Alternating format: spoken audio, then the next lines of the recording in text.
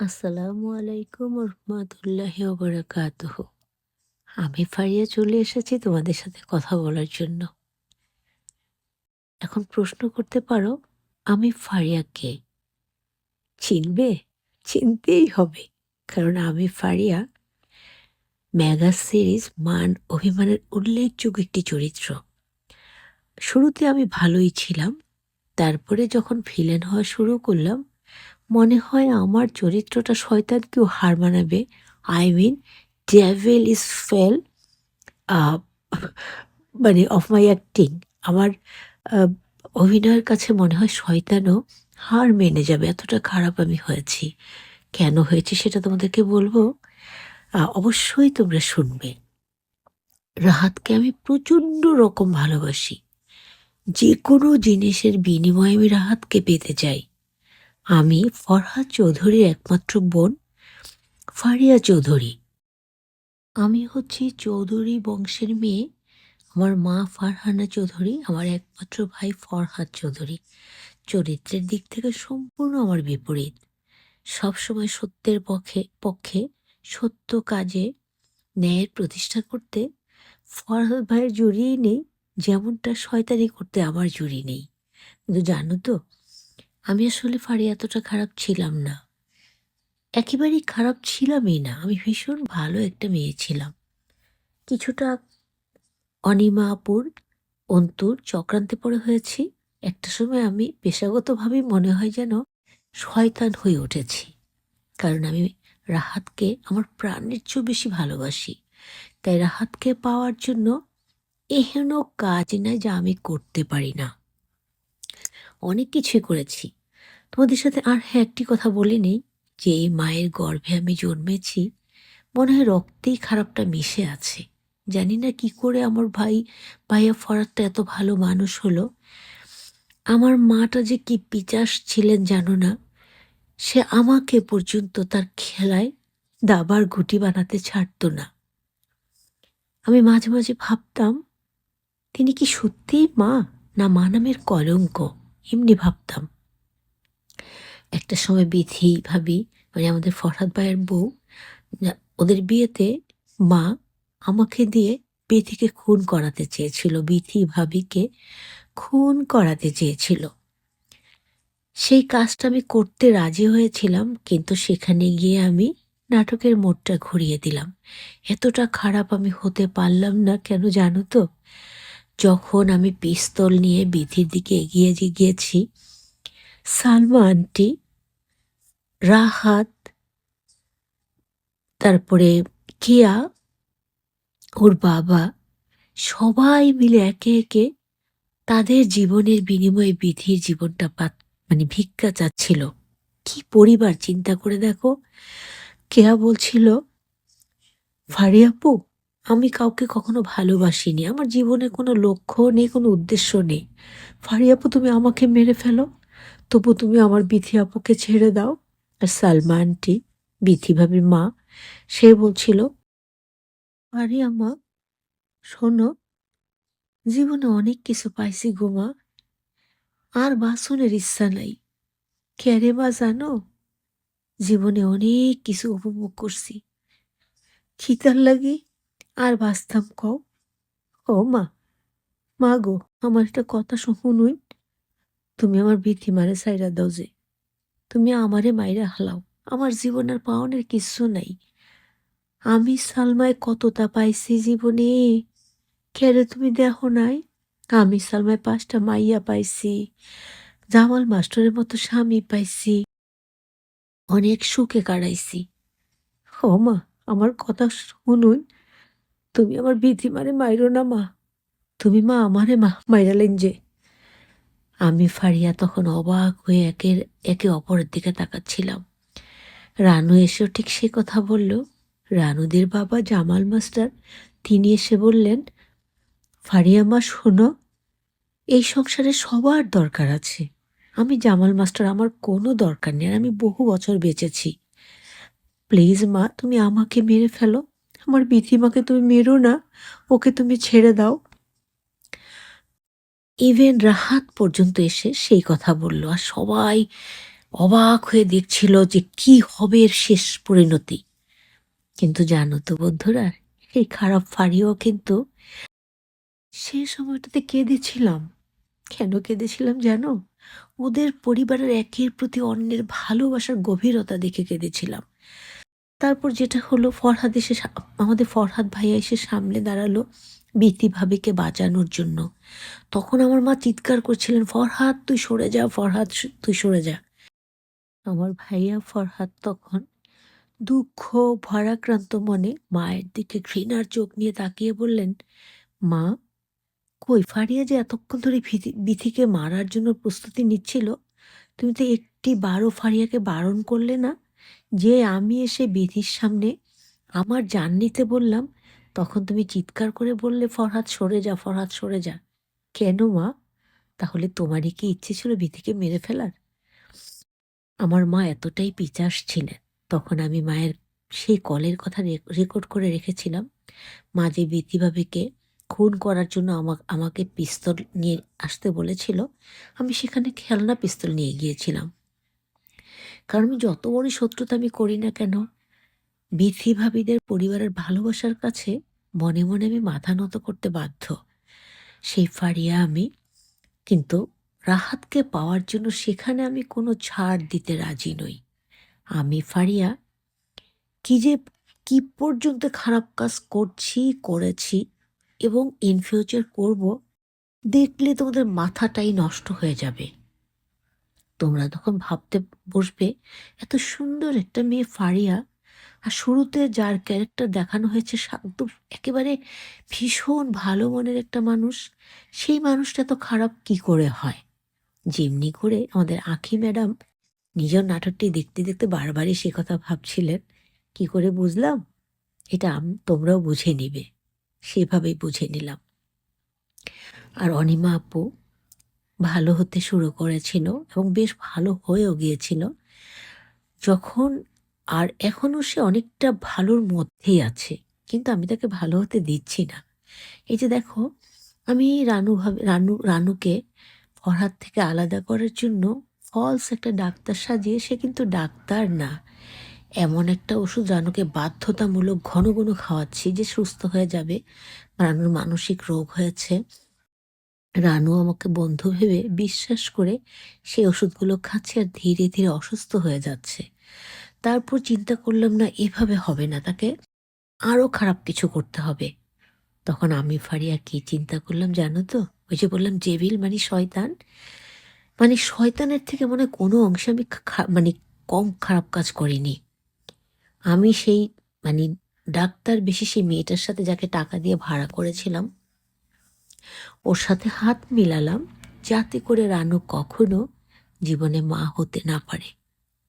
কিন্তু আল্লাহ পাকের খেলা, আল্লাহ পাকের লীলা বোঝা বড় কষ্ট। আল্লাহ পাক বলেন, তোমরা ষড়যন্ত্র করো, আমি করি সুকৌশল। সেটা তোমরা পুরোপুরি বুঝে যাবে মান অভিমান নাটকটি দেখলে। একটা সময় আমি ফরহাদকে নেশাগ্রস্ত বানিয়ে তার সাথে মানে আসলে ফরহাদের সাথে আমার কোনো ধরনের কোনো সম্পর্কই হয়নি, কিন্তু আমি আমার ভাইয়াকে এমনভাবে নাটক সাজিয়ে সেটা পরিবেশন করলাম আমার ফরহাদ ভাইয়াকে, যে রাহাত আমাকে জোর করে কিছু একটা করেছে। তারপর থেকে ওদের দুই বন্ধুর মাঝে রাহাত এখন আর কোনো প্রতিবাদ করে না, ফ্যাল ফ্যাল করে তাকিয়ে থাকে, কারণ সে তখন নেশাগ্রস্ত ছিল, সে জানে না আসলে কি হয়েছে। কিন্তু আমি ফারিয়া তোমাদেরকে বলছি, আসলে কিছুই হয়নি, নাথিং, কিন্তু আমি নাটক সাজিয়েছি। আর এখন আমার ভাইয়া ফরহাদ রাহাতকে দেখতেই পারে না, দেখলেই ধরে ধরে মারে এবং মারার জন্য বারবারই এগিয়ে আসে। কারণ আমি যত খারাপই হই না কেন, আমি তো আমার আদরের ভাইয়ার আদরের বোন, মানে আমার সর্বনষ্ট আমার ভাইয়া ফরহাদ কখনই মেনে নিতে পারেনি। তারপর যাই হোক, যেটা হলো, আমি রানুকে এমন ওষুধ খাওয়ানো শুরু করলাম সেই ডাক্তারের মাধ্যমে, যে ফলস ডাক্তার, যেটা দিয়ে রানু কখনো মা হতে পারবে না। কিন্তু দর্শক প্রিয় ভাই ও বোনেরা, এসব খারাপ কাজ করার আগে একটিবার ভাববে তোমার জীবনে কি হতে পারে, কি তোমার ভয়ঙ্কর ভবিষ্যৎ হতে পারে। শেষ সময় দেখা গেল রানুই মা হতে পারল, আমি ফারিয়া কখনো সন্তান জন্ম দিতে পারলাম না। হ্যাঁ, রাহাতের সাথে আমার বিয়ে হয়েছিল, ছল চাতুরি করে আমি রাহাতকে বিয়ে করেছিলাম। আর এটা বলতেও ছাড়িনি, যখন জানা হয়ে গেল রানুর গর্ভে রাহাতের বাচ্চা, তখন আমি আবার নতুন খেল শুরু করলাম যে এই বাচ্চা রাহাতের না, এই বাচ্চা অন্য কারো। আর সেই ঘটনা সাজিয়ে এমনভাবে সাজালাম যে রাহাতও বিশ্বাস করতে বাধ্য হলো রানুর গর্ভের সন্তান রাহাতের না, অন্য কারো। রানু বেচারির কথা একবার ভাবো, সেখানে চরিত্রের খাতিরে অভিনয় করেছি, কিন্তু বাস্তবে যেন এমনটা কারো সাথেই না হয়। রানু ঘর ছাড়লো আমার জন্য, আমি রাহাতকে পেলাম, রাহাত আমাকে ভালোবাসলো। কিন্তু রানু থেকে থেকে রানুর কাছেই রাহাতের মনটা ফিরে যেত, কারণ ওদের একের আত্মা যে অপরের সাথে জড়িত। যেমনটা আমার আত্মাটা, মানে রাহাতের আত্মাটা আমার সাথে জড়িত, কিন্তু আমার আত্মাটা রাহাতের সাথে জড়িত ছিল না, কারণ রাহাত শুধু ভালোবাসতো রানুকে। তারপরে আমি যেটা করলাম, জোর জবরদস্তি করেই আমি রাহাতকে বিয়ে করলাম। আর হ্যাঁ, প্রিয় ভাই ও বোনেরা, আমার মা ফারহানা চৌধুরী দুর্দান্ত শয়তান একটা ক্যারেক্টার, তিনি একটা সময় ভালো হয়ে গিয়েছিলেন। আল্লাহ পাকের রহমতের বরকতে এমন পরিস্থিতিতে পড়েছিলেন, আল্লাহ পাক তার হিদায়েত লিখেছিলেন, তিনি ভালো হয়ে গিয়েছিলেন। আর আমি ফারিয়া এইভাবে রাহাতকে হাত করি। কিন্তু অনিমা আপু ওই যে ভালো হয়ে গিয়েছে, তো এখন আর খুব বেশি খারাপ কাজে এগোতে পারে না। আমাকে অনেকভাবেই বোঝালো, সেটা তোমাদেরকে অনিমা আপু বলেছেন। তিনি কোনোভাবেই চাননি যে আমি রানুকে বাচ্চা না হওয়ার ওষুধটা, মানে যাতে করে না খাওয়াই, সেই চেষ্টাটাই তিনি করেছেন, অনিমা আপু। এবং এটা একটা ভালো মানুষের কাজ তিনি করেছেন। তিনি এটা বুঝিয়েছেন যে এমনও হতে পারে তুমিও মা হবে, আমিও মা হব, তাহলে একটা মায়ের মাতৃত্বের স্বাদ কেন কেড়ে নিব। অনিমাপু তো এমনটা চাননি। তবে কেন অনিমাপু মা হতে পারলেন না, সেটাও হয়তো আল্লাহ পাকের একটা, মানে একটা কি বলবো, অজানা রহস্য। আমরা তো আসলে অনেক কিছু বুঝি না। কিন্তু আমি ফারিয়া মনে করি আমার জীবনে আমি কখনো মাতৃত্বের স্বাদ পাইনি, কারণ আমি একজনের মাতৃত্ব কেড়ে নিতে চেয়েছিলাম।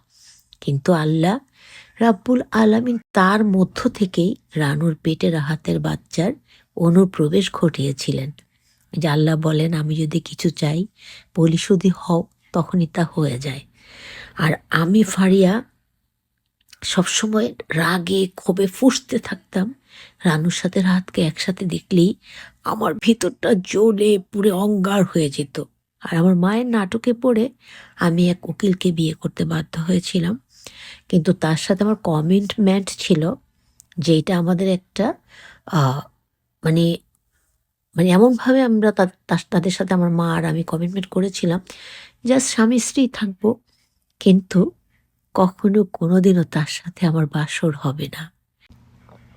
আমি একদিন রাহাতকে বলেই ফেললাম যে রাহাত, যদি জীবনে কখনো ফারিয়ার কারোর সাথে বাসর হয়, সেটা হবে তোমার সাথে, আর কারোর সাথে কখনো আমার বাসর হবে না। আমি রাহাতকে এতটাই ভালোবাসতাম, এতটাই ভালোবাসতাম, যে ভালোবাসাটা হিংস্রতায় রূপ নিয়েছিল। আমি পিচাসের মতো একের পর এক অঘটন ঘটাতে শুরু করলাম, এবং একবারও ভাবলাম না যে রানু রাহাত এমন অবিচ্ছেদ্য বন্ধন, তাদেরকে আসলে চাইলেও আমি আলাদা করতে পারবো না। হ্যাঁ, হয়তো দেহগতভাবে আমি তাদের আলাদা করতে পারবো, কিন্তু মনের থেকে কখনো আমি তাদের আলাদা করতে পারবো না। জানো তো বন্ধুরা, একটা সময় রাহাতকে বিয়ে করে আমি আমেরিকাতে চলে যাই।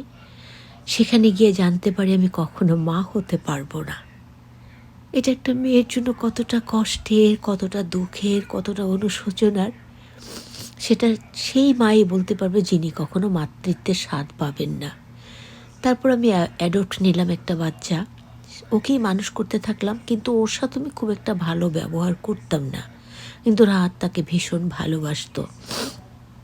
তারপরে এর মধ্যে আমরা বাংলাদেশে আসলাম, রানুর বাবু হলো, আমার অ্যাডপ্ট বাবু আমাদের সাথে ছিল। আর আমি ফারিয়া, মানে রানুর নাম শুনলে মনে হতো আমার ভিতরটা জ্বলে পুড়ে অঙ্গার হয়ে যাবে। আর মাঝে মাঝে মনে হতো মানে কী যে করে ফেলবো রানুকে, কী যে করে ফেলবো রানুর ফ্যামিলিকে, কারণ রাহাতকে আমার পেতেই হবে। যখন আমার বিয়ে হয়নি রাহাতের সাথে, এমনটা করে করেই রানুর জীবনটাকে বিষিয়ে বিষিয়ে বিষিয়ে একেবারে রানুকে পাগল প্রায় করে দিয়ে বাড়ি থেকে বের করে দিয়ে, মানে সে নিজ থেকেই বের হয়ে যেতে বাধ্য হয়েছে। আমি ফারিয়া এমন সব আচরণ করেছি। আর আমি দেখো শুরুতে ভালো ঠিকই ছিলাম, কিন্তু একটা সময় আমিও কিন্তু আমার ভাইয়াকে ঠকিয়ে, যাতে করে ভাইয়া রানুদের ফ্যামিলির সাথে মিশতে না পারে, তার সমস্ত সম্পত্তি মায়ের সাথে হাত করে জব্দ করেছিলাম। কিন্তু আমার মা ফারহানা চৌধুরী যখন চেয়েছিলেন যে সমস্ত কিছু তিনি আমাকে লিখে দিবেন, ভাইয়াকে বঞ্চিত করবেন, এটা আবার আমি ফারিয়া মেনে নিতে পারলাম না। আমি আমার মাকে বললাম, মা তুমি তো বিথিকে ঠকাতে যেয়ে তোমার একমাত্র ছেলে, আমাদের একমাত্র ভাই আমার ফরহাদ ভাইয়াকে সারা জীবনের জন্য ঠকিয়ে দিচ্ছ, তাকে নিঃস্ব করে দিচ্ছ। এই কাজটা কি করা ঠিক হবে মা? কিন্তু ফারহানা চৌধুরী আমার মা, ওই যে বললাম তার রক্তেই ছিল মনে হয় পিচাসের মতো এমন কিছু, যা আমার মধ্যে একটা সময় চলে এসেছিল। তারপরও কিছু কিছু ক্ষেত্রে আমি বাধা দিতাম। হয়তো কিছুটা মানবিকতা ছিল, যেমন ভাইয়ার সম্পত্তি আমি একা দখল করতে চাইনি। আমি চেয়েছি ভাইয়ার প্রাপ্যটুকু ভাইয়া পাক, কারণ আমার ভাইয়াটা অনেক ভালো মানুষ, অনেক অনেক অনেক ভালো মানুষ। ঠিক তার উল্টোটি আমি আমার মা, একেবারে পিচাসের থেকেও মনে পিচাস। আর এখানে একজন আঙ্কেল, মাজারুল আঙ্কেল, তার নামটা উল্লেখ না করলে মনে হয় নাটকটা সার্থকতা থাকবে না। তিনি আমার বাবার আমল থেকে আমাদের সমস্ত জমিদারি দেখাশোনা করতেন, অফিস আদালত দেখাশোনা করতেন। অত্যন্ত সৎ একজন মানুষ তিনি। তিনিও মায়ের কারসাজিতে, মায়ের সাজানো নাটকে নিজের অনিচ্ছাকৃতভাবেই জড়িয়ে পড়েছিলেন। তারপরে তিনি তো ভালো মানুষ, তিনি একটা সময় ঠিক ভুলটা ভুল বুঝতে পেরে তিনি সেই জায়গা থেকে সরে এসেছিলেন। না হয় বিথি হয়তো সেদিন, বিধিভাবে হয়তো সেদিন মরেই যেতেন। মা তো তাকে অনেকভাবে মারতে চেয়েছিলেন, শেষে যেটা হলো গুন্ডা ভাড়া করে মারতে চাইলেন, এবং মাজারুল আঙ্কেলকে সব কিছু জানিয়ে, কারণ টাকাগুলো তার কাছ থেকেই নিতে হবে, এত মোটা অঙ্কের টাকা, সুতরাং জানাতে হবে। তাই মা মাজারুল আঙ্কেলকে সব কিছু খুলে বলেছিলেন এবং তাকে হুমকি দিয়েছিলেন এই কথা যাতে গোপন থাকে, এবং তিনি গোপনই রেখেছিলেন। শেষটায় ভাবলেন বিথিমা এমন একটা ভালো মানুষ, কি করে আমি নেককার এই কাজে আমি ফারহানা ভাবিকে সাপোর্ট করছি না, এটা করা যাবে না, বিথিমাকে মারতে দেয়া যাবে না। এদিকে আমাদের কায়সার ভাই, ওহো, আমি তো বলতেই ভুলে গেছি, কায়সার ভাইয়ের সে কমন ডায়লগ, কায়সার ভাই is the best best best actor this mega serial মান অভিমান। তিনি চমৎকার একটা অভিনয় করার সুযোগ এখানে পেয়েছেন, সারা জীবনে তিনি মনে হয় এমনটা পাননি, এবং তিনি তার দক্ষতার বলে সেই চরিত্রটি ফুটিয়ে তুলেছেন। আর আমি ফারিয়া, আমার সে অ্যাডপ্ট করার সন্তান, আমার রাহাত, রাহাত আস্তে আস্তে আস্তে আস্তে একেবারে অসুস্থ হয়ে যেতে থাকলো। আর যেটা হলো, রাহাতের মেয়েকে যে স্কুলে ভর্তি করানো হয়েছিল, মানে রানু আর রাহাতের মেয়েকে, সে স্কুলেই আমার ছেলেকে রাহাত ভর্তি করিয়ে দিয়েছিল। রাহাত জানতো না ওখানে রানুর মেয়ে পড়ে, কিন্তু আসলে ওই যে বললাম ওদের দুইটা আত্মা তো এক, তাই আল্লাহ তাদেরকে মিলিয়ে দেন সময়ে সময়ে। রাহাত রানুদের বাড়ির কাছে গিয়ে অজ্ঞান হয়ে যায়, এবং সেখানে তখন তো কায়সার ভাই থাকতেন। কায়সার ভাই রাহাতকে দেখতে পেয়ে সবাইকে ডাকাডাকি করে নিয়ে আসেন, রাহাতকে চিনতে পারেন। একসময় সবই জানাজানি হয়, কিন্তু আমি ফারিয়া তাও যতটুকু সুখ ভোগ করেছি, রানু মেয়েটা সেই সুখটুকু পায়নি। সততার সাথে ভালোবেসে আমাকে, অনিমাবকে, অন্তুকে বিশ্বাস করে নিজের পরিবারকে দূরে সরিয়ে দিয়ে আমাকে আপন করে নিয়েছিল রানু। কেনই বা নেবে না বলো? আমি যে বন্ধু বিশিষ্ট শয়তান ছিলাম, রানু তো সেটা বুঝতে পারেনি প্রথমটায়। আমি খালি বলতাম, রানু আমি তোমার বন্ধু হতে চাই। তোমাদের যাতে করে সুখ হয় আমি সেই ব্যবস্থাই করছি। সেই জন্যই তোমাকে ওষুধ খাওয়াচ্ছি। তুমি তো মানসিক রোগী হয়ে গেছো যাতে সুস্থ হয়ে যাও। কিন্তু তার আড়ালে আবডালে আমি কি করেছি মোটামুটি অনেকটাই তোমরা জেনে গেছো। বাকিটা তোমরা জানবে মান অভিমান নাটকটি দেখে। সাসপেন্স, ড্রামা সব কিছু পাবে। পাবে হাসি, আনন্দ, নাচে গানে ভরপুর একটা মেগা সিরিয়াল। আর পাবে কিছু অত্যন্ত ভালো মনের মানুষের চরিত্র, কিছু পাবে আমার মতো শয়তানের চরিত্র। তবে হ্যাঁ, মান অভিমান নাটকটি করে আমি নিজেকে সার্থক মনে করছি যে আমি ফারিয়াও অনেকের ঘৃণা কুড়াতে পেরেছি। তার মানে কি বলতো, আমি অভিনয়টা ভালো করতে পেরেছি, চেষ্টাটা করেছি। আর আরেকটা কথা শোনো, যে কথাটা বলছিলাম, রানু বেচারি আমাকে বিশ্বাস করে, আমি তাও যতটা সুখভোগ করেছি, রানু বেচারি তার ছিটে ফোঁটা পর্যন্ত কখনই সংসার জীবনে সুখ ভোগ করতে পারেনি। আমি সেটা হতে দেইনি। আমি প্রতি ক্ষেত্রে প্রতি পদে পদে বাধা দিয়েছিলাম। তোমরা এখানে একটু শুরুতে একটু ভিডিও দেখেছিলে, আমি কিন্তু ইচ্ছে করে রাহাতের গায়ে এসে পড়েছিলাম। ওরা লুকোচুরি খেলছিল, দুষ্টুমি করছিল, আমি ইচ্ছে করে রাহাতের গায়ে এসে পড়াতে রাহাত আমাকে বাঁচানোর জন্য দুহাতে আমাকে তুলে ধরেছিল। এটা কেন করেছিলাম জানো তো? যাতে করে রানু দেখে কষ্ট পায়, রাহাতের জীবন থেকে সরে যায়, এবং সেটা অন্তু ধরে ফেলেছিল। যাই হোক, আসলে নাটকটা নাটকই, কিন্তু বাস্তবেও কিন্তু এমন অনেক কিছু হয়। না, বাস্তবেও দেখবে ভালো মানুষগুলোর পুরোটা জীবনই কষ্ট পেতে পেতে পেতে পেতে পেতে পেতে পেতে পেতে একেবারে শেষ সীমানায় পৌঁছে যায়। তবু অনেক সময় হয়তো অনেকের ভাগ্যে সৌভাগ্যটা জোটে না, কারো কারো হয়তো জোটে। আর খারাপরা সারা জীবন ফুর্তি লুটে, কিন্তু তাদের কষ্টটা হয়তো শেষ জীবন একটু একটু করে যেতে হয়। যেটা আমি ফারিও করেছি, অনিমাপুও করেছে। তাই বলবো, আমরা খারাপকে না বলবো, ভালোকে আমরা জয়যুক্ত করে দিব। তার মানে কি, আমরা ইনশা আল্লাহ ভালো কাজ করব এবং অপরকে ভালো কাজ করার জন্য উদ্বুদ্ধ করব। আমার সাথে তোমরা একমত আছো তো? থ্যাংক ইউ, থ্যাংকস এ লট। তোমাদের ফারিয়া ভিলেনের পক্ষ থেকে। ভালো থাকবে সবাই, আমাদের জন্য দোয়া করবে। আবারও আসসালামু আলাইকুম ওয়া রাহমাতুল্লাহি ওয়া বারাকাতুহু।